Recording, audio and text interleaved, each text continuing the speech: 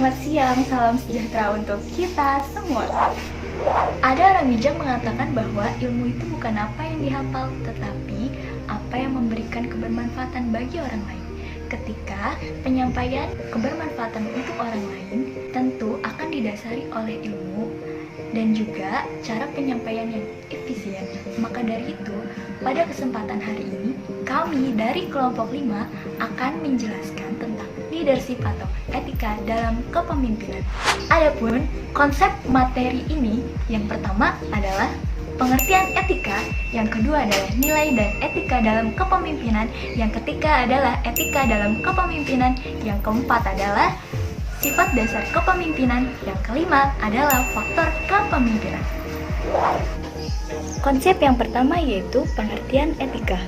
Etika adalah dimensi ketika etika dapat menjadi faktor kunci keberhasilan suatu kepemimpinan. Dalam suatu organisasi, kepemimpinan yang dinilai baik apabila melaksanakan fungsi-fungsi kepemimpinan yang dijalankan berdasarkan prinsip-prinsip yang beretika. Nilai kepemimpinan yang harus dimiliki, yang pertama adalah integritas dan moralitas, yang kedua adalah tanggung jawab, yang ketiga adalah visi pemimpin, yang keempat adalah kebijaksanaan, yang kelima adalah keteladanan, yang keenam adalah menjaga kehormatan, yang ketujuh adalah beriman, yang kedelapan adalah kemampuan berkomunikasi, yang kesembilan adalah komitmen meningkatkan kualitas sumber daya manusia. Integritas dan moralitas. Integritas menyangkut mutu sifat dan keadaan yang menunjukkan kesatuan yang utuh sehingga memiliki potensi dan kemampuan yang memancarkan kewibawaan dan kejujuran. Moralitas menyangkut akhlak budi pekerti susila, ajaran tentang baik dan buruk, segala sesuatu yang berhubungan dengan etiket, adat, dan sopan santun. Tanggung jawab. Seorang tanggung jawab harus memikul tanggung jawab menjalankan visi dan mandat yang dipercayakan kepadanya. Pemimpin harus bertanggung jawab atas apa yang dilakukan dan yang tidak dilakukannya untuk mencegah terjadinya penyimpangan dalam organisasi. Ia harus memiliki keberanian untuk mentanggungjawabkan tindakan yang telah dilakukan dan mengambil risiko atau pengorbanan untuk kepentingan organisasi dan orang-orang yang dipimpinnya. Tanggung jawab dan pengorbanan adalah dua hal yang saling berhubungan erat. Pemimpin harus mengutamakan kepentingan organisasi daripada kepentingan pribadi atau keluarga, termasuk pengorbanan waktu.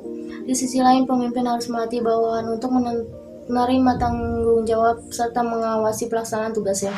Visi pemimpin kepemimpinan. Seorang pemimpin harus identik dengan visi kepemimpinannya. Visi adalah arah kemana organisasi dan orang-orang yang dipimpin oleh seorang pemimpin. Pemimpin ibarat seorang nahkoda yang harus menentukan ke arah mana kapal dengan penumpangnya akan diarahkan. Visi sama pentingnya dengan navigasi dalam perairan. Semua awak kapal menjalankan tugasnya masing-masing, tetapi nahkoda yang menentukan arah kapal untuk mencapai tujuan yang dikehendaki. Visi pemimpin akan menginspirasi tindakan dan membantu membentuk masa depan. Visi adalah masa depan yang realistis dan dapat dipercaya dan menjembatani masa kini dan masa depan yang lebih baik sesuai kondisi sosial, politik, ekonomi, dan budaya yang diharapkan. Visi juga mengandung harapan-harapan atau bahkan mimpi yang memberi semangat bagi orang-orang yang dipimpin. Pemimpin adalah pemimpin yang sanggup mewujudkan mimpinya menjadi kenyataan.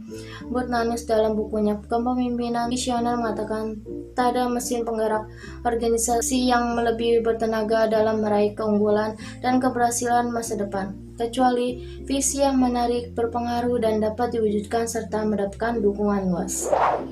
Terima kasih kepada saudara moderator. Di sini saya akan menjelaskan tentang salah satu nilai-nilai kepemimpinan, yaitu keteladanan, beriman, dan menjaga kehormatan. Langsung saja ke materi pertama. Keteladanan adalah sikap atau tingkah laku seorang pemimpin yang dapat menjadi contoh bagi orang-orang yang dipimpinnya. Keteladanan itu berkaitan erat dengan integritas, kehormatan, dan moralitas kepemimpinan. Keteladanan yang dibuat-buat atau direkayasa tidak akan bisa bertahan lama, karena seorang pemimpin sejati akan melakukan perbuatan atau hal-halnya itu dengan wajar dan ikhlas, tanpa adanya keinginan untuk dipuji atau mendapatkan pamrih dari orang lain. Sehingga sifat baik kepemimpinan tersebut akan bisa dirasakan oleh orang lain dan mempengaruhi lingkungan serta menjadi suri tauladan bagi orang-orang yang dipimpinnya. Yang kedua adalah beriman. beriman kepada Tuhan Yang Maha Esa merupakan hal yang sangat penting bagi seorang pemimpin. Karena dengan mempunyai keimanan, seorang pemimpin tersebut akan selalu menyadari bahwa setiap perbuatannya akan selalu diawasi dan diketahui oleh Tuhan Yang Maha Esa. Sehingga dia akan takut untuk mengkhianati amanatnya sebagai seorang pemimpin. Jadi, apabila seorang pemimpin tersebut mengalami kesulitan atau mendapatkan masalah yang sangat besar, dia akan bersandar kepada Tuhan Yang Maha Esa dan berdoa agar masalah tersebut bisa cepat terselesaikan. Karena Tuhan itu Maha Kuasa, Maha Mengetahui, dan Maha Hadir. Tidak ada satupun yang bisa terjadi tanpa ada pengendaliannya. Tidak ada satupun yang akan terjadi tanpa keterlibatan dan pengetahuannya. Serta tidak ada satupun yang akan terjadi tanpa adanya kehadiran Ia di sana. Karena Tuhan itu pemilik kehidupan, penyelenggara, dan pemberi apa yang kita butuhkan, menjaga kehormatan. Setiap seorang pemimpin harus selalu menjaga kehormatannya, kapanpun dan dimanapun dia berada. Karena semua perbuatan seorang pemimpin akan menjadi contoh bagi orang-orang yang dipimpinnya. Ada 3 cara agar seorang pemimpin selalu menjaga kehormatannya. Pertama, tidak boleh mudah terjebak dalam godaan 3 tak, yaitu harta, tahta, dan wanita. Jadi, seorang pemimpin itu tidak boleh memperoleh uang atau materi secara tidak sah atau melanggar hukum. Seorang pemimpin juga tidak boleh menyalahgunakan kekuasaan atau memperoleh kekuasaannya dengan menghalalkan segala cara.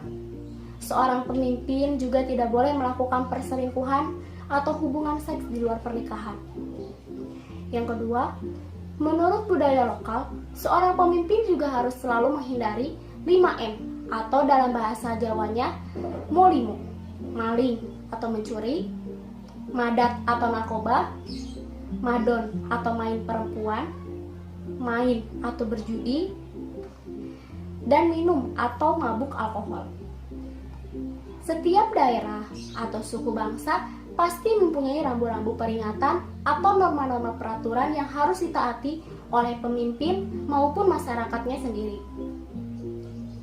Jadi, Mahatma Gandhi menyatakan bahwa ada 7 dosa sosial yang mematikan, yaitu kekayaan tanpa kerja keras, kenikmatan tanpa nurani, ilmu tanpa kemanusiaan, pengetahuan tanpa karakter, ibadah tanpa pengorbanan, politik tanpa prinsip, dan bisnis tanpa moralitas. Semua itu merupakan rambu-rambu peringatan bagi seorang pemimpin agar selalu menjaga kehormatannya. Ini saya akan menjelaskan tentang kemampuan berkomunikasi. Suatu proses kepemimpinan pada hakikatnya mengandung beberapa komponen, yaitu pemimpin, yang dipimpin, komunikasi dan interaksi antara pemimpin dan yang dipimpin, serta lingkungan dari proses kepemimpinan tersebut. Seorang pemimpin harus mampu membangun sebuah komunikasi dengan orang-orang yang dipimpin agar kepemimpinannya dapat berjalan dengan efektif dan efisien. Jika terjadi kegagalan dalam menjalankan komunikasi, dapat menimbulkan keadaan yang kurang harmonis dalam organisasi dan dapat memicu suatu konflik yang mengganggu pelaksanaan tugas. Kemampuan berkomunikasi juga diperlukan untuk menggalang para tokoh masyarakat, tokoh agama, tokoh adat karena mereka memiliki pengaruh dan pengikut di masyarakat. Komitmen meningkatkan kualitas SDM. SDM adalah faktor strategis dan penentu dalam kemajuan organisasi, dan pemimpin harus memiliki komitmen kuat untuk meningkatkan kualitas SDM dari sumber daya yang tersedia bagi manajemen, uang, bahan, peralatan, dan manusia, maka sumber yang paling penting adalah manusia.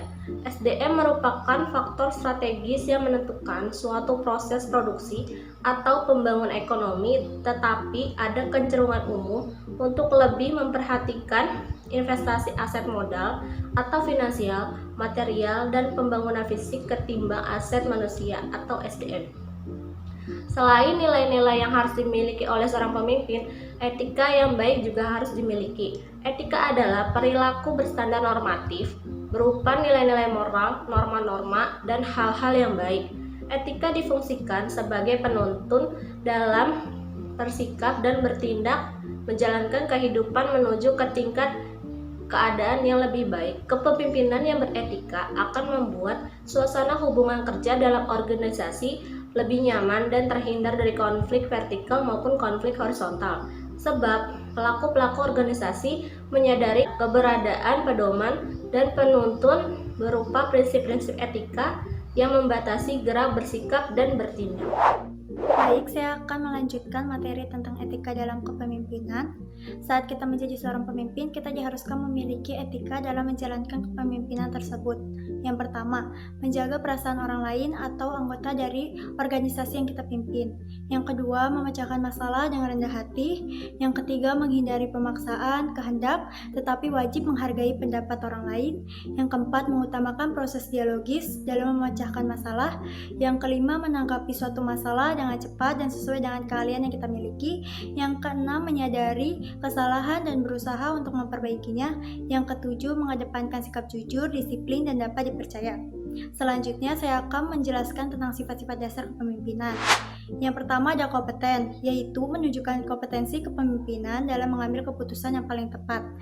Yang kedua ada berwawasan ke depan. Saat kita menjadi seorang pemimpin, kita dapat menetapkan tujuan dan visi yang dapat dikomunikasikan dengan baik kepada seluruh anggota organisasi, sehingga semua elemen dalam organisasi tersebut mempunyai gambaran bagaimana cara untuk meraih keberhasilan dan menetapkan prioritas berdasarkan nilai-nilai inti perusahaan. Yang ketiga, menginspirasi, memperlihatkan kepercayaan diri dalam semua interaksi, memegang kendali, memiliki daya tahan, senantiasa berkomunikasi, memberikan inspirasi, dan memberdayakan para anggotanya untuk terus berprestasi. Yang keempat ada mengaktualisasikan diri, terus mengembangkan potensi diri dan mencari tantangan baru. Yang terakhir yaitu jujur dan rendah hati, selalu bersikap tulus, rendah hati, dapat diandalkan, dan jujur dalam menjaga kepercayaan yang telah diberikan. Materi selanjutnya akan membahas tentang faktor kepemimpinan. Faktor kepemimpinan itu ada 3. Yang pertama, kemampuan orasi, berbicara, dan berkomunikasi. Faktor kedua ada kemampuan supranatural, dan faktor ketiga ada kemampuan visioner dan intelijensia. Mari kita bahas satu-satu. Faktor pertama ada kemampuan orasi, berbicara, dan berkomunikasi. Seorang pemimpin harus memiliki kemampuan orasi, berbicara, dan berkomunikasi agar pemimpin tersebut dapat mengkomunikasikan visi, tujuan, rencana, serta cita-citanya yang dengan bantuan atau pengaruh orang lain, maka semua itu menjadi keinginan bersama dan tujuan bersama. Faktor kedua ada kemampuan supranatural.